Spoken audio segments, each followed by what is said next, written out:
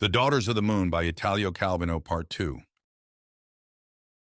There it is, I shouted. There! It stopped!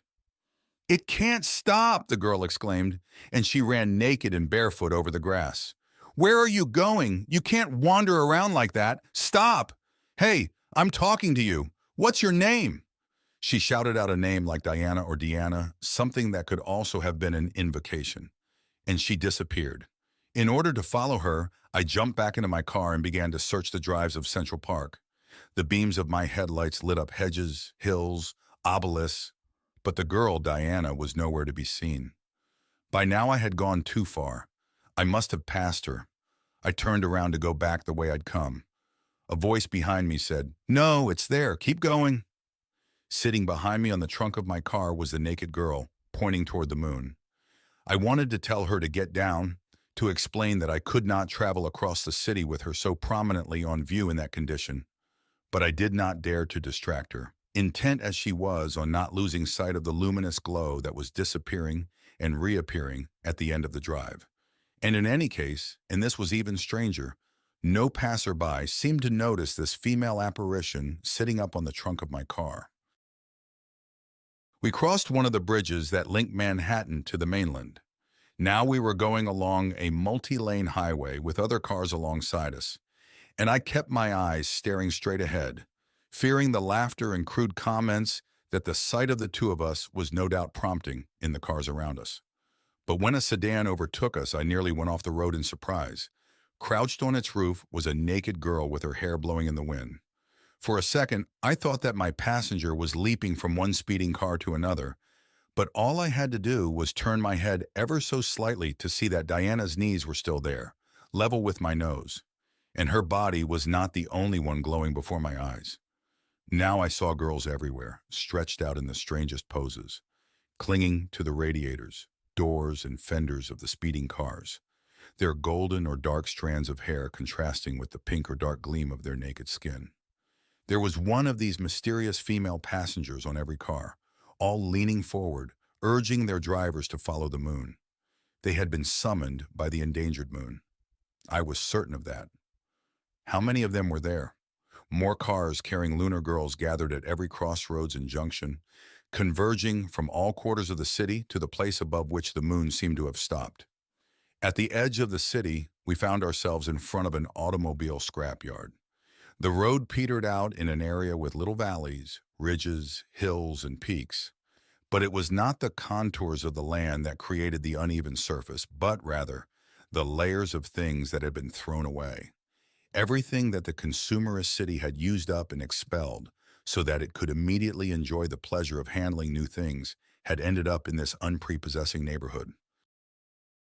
Over the course of many years, piles of battered fridges, yellowing issues of Life magazine, and burnt-out light bulbs had accumulated around an enormous wrecking yard. It was over this jagged, rusty territory that the moon now loomed, and the swaths of crumpled metal swelled as if carried on a high tide. They resembled each other, the decrepit moon and that crust of the earth which had been soldered into an amalgam of wreckage. The mountains of scrap metal formed a chain that closed in on itself like an amphitheater, whose shape was precisely that of a volcanic crater or a lunar sea. The moon hung over this space, and it was as if the planet and its satellite were acting as mirror images of each other. Our car engines had all stopped. Nothing intimidates cars as much as their own cemeteries. Diana got down, and all the other Dianas followed. But their energy now seemed to fade. They moved with uncertain steps, as though, on finding themselves amid those shards of scrap iron, they were suddenly seized by an awareness of their own nakedness. Many of them folded their arms to cover their breasts as if shivering with cold. As they did this, they scattered, climbing over the mountains of useless scrap and down into the amphitheater, where they found themselves forming a huge circle in the middle. Then they all raised their arms together.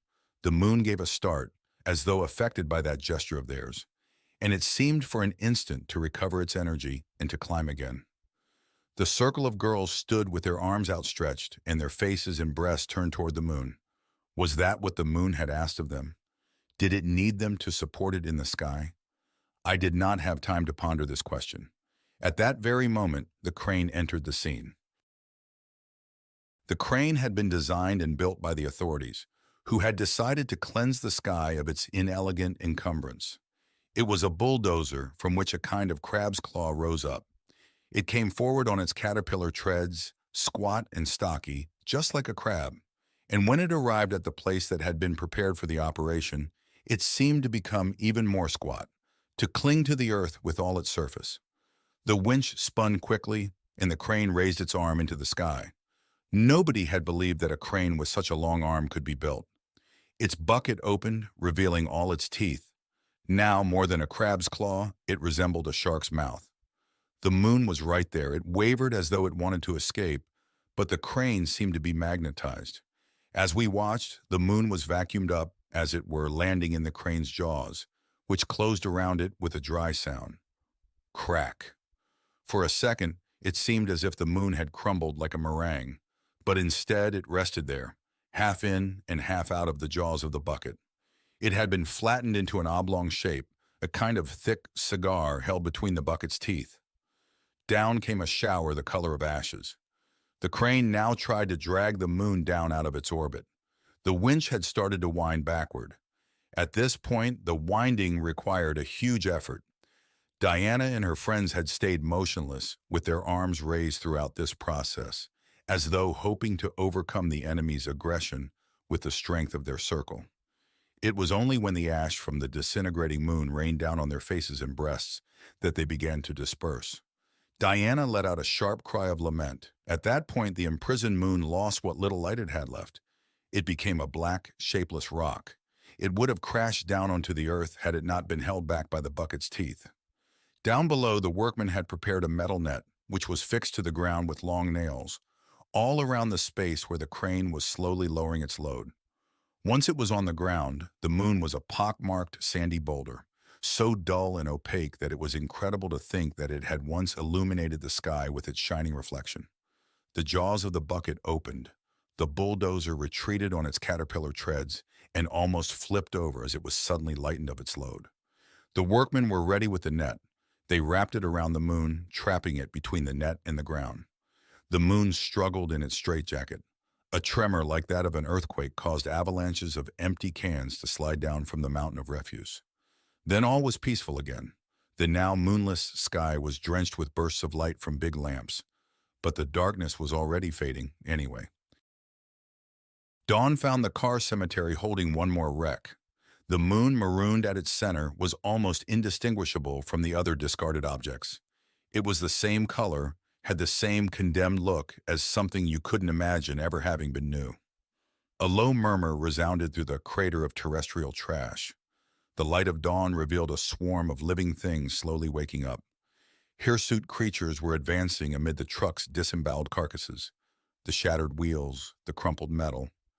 Among the discarded things lived a community of discarded people, people who had been marginalized or who had willingly discarded themselves, people who had tired of racing all over the city to sell and buy new things that were destined to go instantly out of date, people who had decided that the things that had been thrown away were the only real riches of the world. Encircling the moon throughout the amphitheater, these lanky figures stood or sat, their faces framed by beards or unkempt hair. It was a tatterdemalion or bizarrely dressed crowd, and in its midst were my naked Diana and all the girls from the night before. They came forward and began to loosen the steel wires of the net from the nails that had been driven into the ground. Immediately, like a blimp released from its moorings, the moon rose, hovering above the girls' heads, above the grandstand full of hobos, and hung there, held by the steel net, whose wires Diana and her friends were operating, sometimes pulling them, sometimes letting them out. And when the girls started to run, still holding the ends of the wires, the moon followed them.